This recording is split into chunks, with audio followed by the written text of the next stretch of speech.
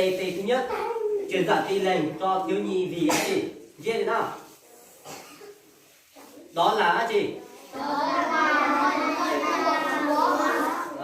Họ thì cái sản phẩm là Chúa Giêsu, đó là họ đây họ cái sản phẩm chuyên chứ mình đọc họ tiếp ó truyền đạt tin lệnh cho thiếu nhi vì cái gì? Anh chị?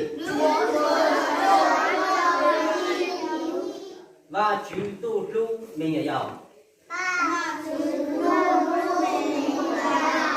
Và chúng tu lúc mình ở giàu. Và chúng tu lúc mình ở giàu. Họ là họ kêu van chúng ta kêu lúc cho mình ở giàu nè. Cái nhận chung không? Thế mình đọc họ tiếp đi. Thiếu nhi là tội nhân. Mình nhận giàu của dân là gì? Là đó. Mình nhận giàu dân là mua gì? Đấy, họ thích hoa để ban chúng ta kêu lúc cho mình nhận giàu. Vì mình nhận giàu dân là mua gì? Hay là sao? Hay đó. Kêu lúc cũng cho mình nhận giàu. Vì mình nhận giàu dân là mua gì?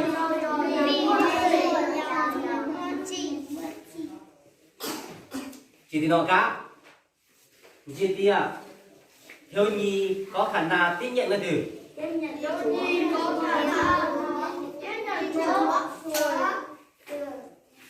Mình nhủ với chủ tài với Chúa Giêsu.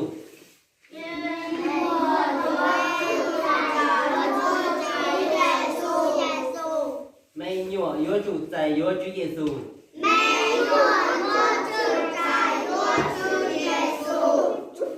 Nhớ giải yêu Chúa Giêsu là gì? Của Chúa gì? Từ Chúa Trời. Của từ Chúa Trời xanh.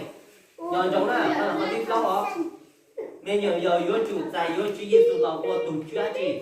Chúa Trời xanh. Mình là xanh. Ý là lên gì nào? Từ đây cái gì? Thiếu nhi có khả năng chia sẻ tin lành.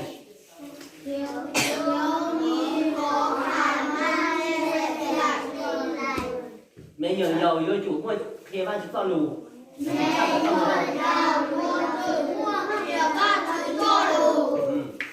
Khó là thế thế một đọc thì nó tỷ lệ.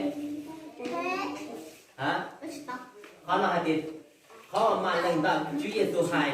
Khó thì giờ ban chúng ta kịp lúc bây giờ. Khó thì bây giờ này chị nó. Đấy. Họ thì bây giờ chủ giải yêu là gì?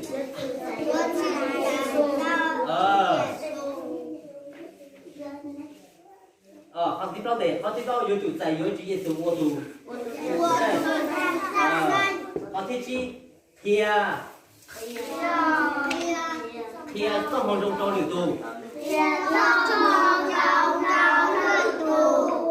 Nhận được cái gì này nhiều hả? Cái một chi giả chỉ chết.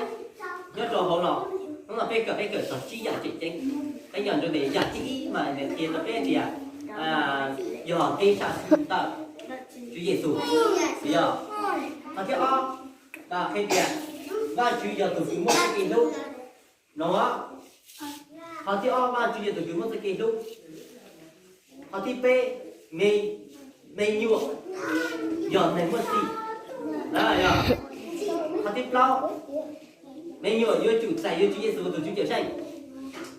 Họ thì chi? Mình nhớ với chủ khi trong một dòng rồi chủ. Giờ trong chiếc họ nó đấy bộ quần gì? Tại tất cả một đêm một thế là thế tụi tao tụi đấy cho nên tôi phải làm chú. Cho nên lên từ chúng tôi mà người kia mới cho thằng này tôi phải làm chú. Anh này phải như nhau. Thì sẽ là một lần đây biết sân chủ. Đó chú. Và chúng tôi có cho có phòng công hồn rồi cho mình nhìn được bây giờ có tao lột xả nó để bây giờ đặt ăn một ba một chỉ đặt có phòng công hồn cho tao cái có cũng có tao lột rồi cho mình nhìn được bây giờ sơ cũng mình học có xé bây giờ cho cái từ lúc này sao làm thế nào ạ?